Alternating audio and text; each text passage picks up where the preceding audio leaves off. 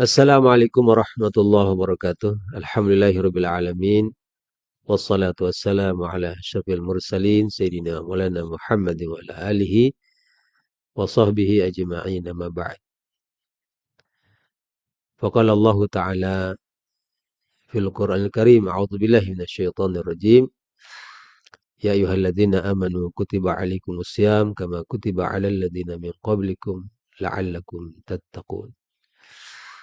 Waqala sallallahu alaihi wasallam, buniyal islamu ala khamsin syahadati an la ilaha illallah wa anna muhammadar rasulullah wa iqamis salah wa ita'iz zakah wa shaumi ramadan wa hajjil baiti man istata'a ilaihi sabila. Sadaqallah wa sadaqa rasul karim.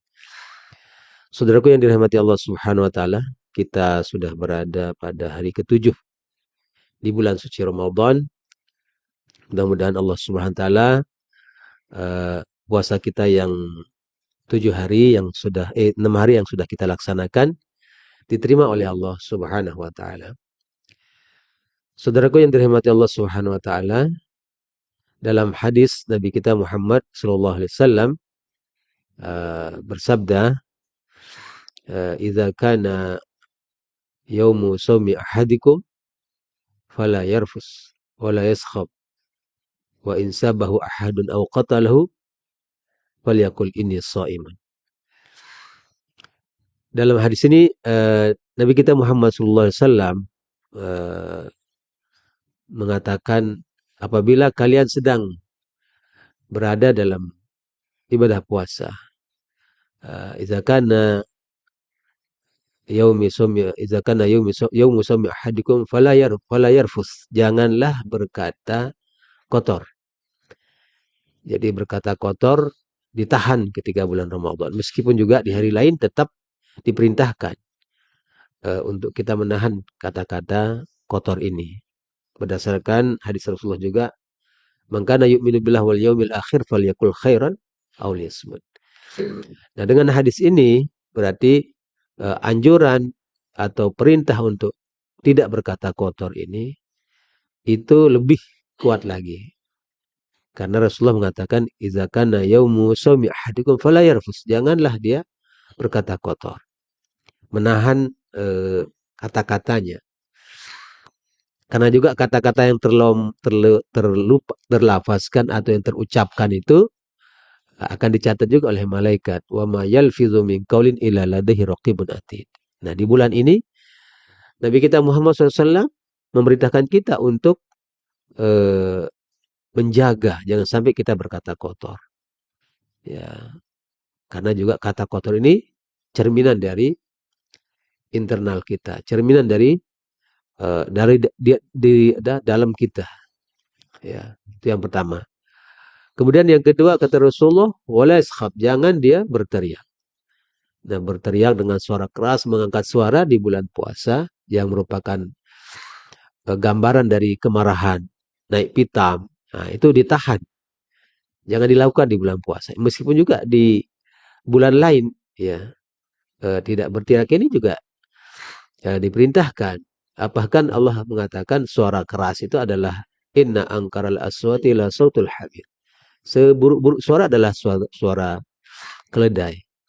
Nah, di bulan puasa ini kita lebih ditekankan lagi untuk tidak berteriak. Artinya menahan amarah kita. Bahkan dalam hadis juga tentang orang yang mampu menahan amarahnya ini, ya, itu adalah orang yang dikatakan paling kuat. Ya, laisa syadidu bisur'ah. Bukan orang kuat itu karena dia mampu gulat, pandai gulat, menang gulat. Tidak. Tapi orang yang kuat adalah man yamliku nafsahu 'indal ghadab, orang yang mampu menahan dirinya ketika dia marah. Ya, bahkan dalam hadis lain juga man kazama ghaizahu, ya, barang siapa yang mampu menahan amarahnya yang meledak itu, maka dia disuruh memilih nanti min huril 'ain, disuruh memilih bidadari oleh Allah Subhanahu wa taala. Ini fadilah orang bisa menahan. Nah, di bulan puasa ini kita diminta oleh Allah Subhanahu wa taala untuk tidak memperturutkan, ya, amarah kita. Makanya kan wala yaskhab, jangan berteriak. Bahkan lebih dari itu, dalam hadis qudsi ini Allah mengatakan wa in satamahu ahadun au qatalahu. Jika dia dibayangkan dicaci maki, disumpah serapah oleh orang di bulan ini, atau qatalahu gimana ya, diajak berkelahi, diajak berseteru, ya. Apa yang harus dikatakan? Apakah melawan, apakah merespon cacian atau ajakan berkelahi, ajakan untuk berbuat ini? Apa yang disuruh oleh Allah Subhanahu wa taala melalui hadis qudsi ini? Falyaqul inni shaim. Maka hendaklah dia mengatakan saya sedang berpuasa. Masya Allah ya, bagaimana ya kita dituntut untuk di saat kita menahan lapar dan haus, di mana lapar haus ini kadang menjadi sebab orang menjadi cepat emosi, ya. Tapi di bulan ini kita diminta untuk menekan itu. Bahkan bagi seorang hakim itu kalau sedang lapar nggak boleh dia memutus perkara. Ya, nah tapi ini latihan ya, riyadhah, ya riyadhah bagi kita, membiasakan hati kita untuk tidak memperturutkan amarah. Meskipun mungkin orang yang penyebabnya itu adalah hal yang sulit untuk kita, sangat sulit untuk kita lakukan. Bahkan hampir mustahil kalau ada orang dicaci maki terus diam terus kan. Tapi inilah yang Rasulullah, Allah Subhanahu wa taala juga inginkan diri kita dengan puasa ini adalah kita menjadi orang yang memiliki kepribadian, memiliki emosi yang stabil, menjadi orang yang mampu, misalnya rozin, orang yang tetap mengendalikan diri dalam kondisi apapun. Nah, jadi orang yang salah satu ciri pemimpin yang baik itu kalau dia mampu berpikir jernih di tengah pelik, di tengah kemelut. Nah, ini yang sebenarnya ingin dicapai oleh puasa ini. Alangkah berbahagianya kita kemudian ketika kita mampu melaksanakan ini. Masya Allah, puasa sekaligus dapat pahala menjadi orang bertakwa dan juga dapat satu terapi menjadikan kita menjadi orang-orang yang seimbang dalam emosi, orang yang mampu mengontrol dirinya, yang yamliku nafsahu indal ghadab. Itulah sungguhnya orang yang kuat.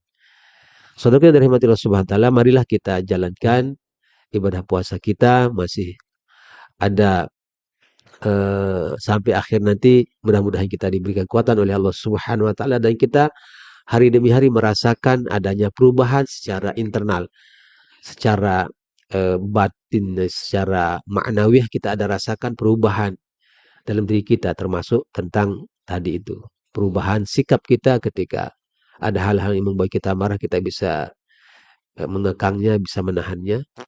Dan juga tentu yang paling penting adalah bagaimana dengan puasa ini muraqabah kita semakin tebal, semakin kuat, merasa diawasi oleh Allah, merasa ditahu oleh Allah, merasa didengar oleh Allah. Itu menjadi satu yang sangat inherent, yang sangat pribadi dengan kita, sehingga kemanapun kita pergi, Allahumma ana, Allah selalu bersama kita dan kita akan selalu menjaga kata dan perbuatan kita karena Allah ma'ana, karena Allah bersama kita. Mudah-mudahan ada manfaatnya. Wassalamualaikum warahmatullahi wabarakatuh.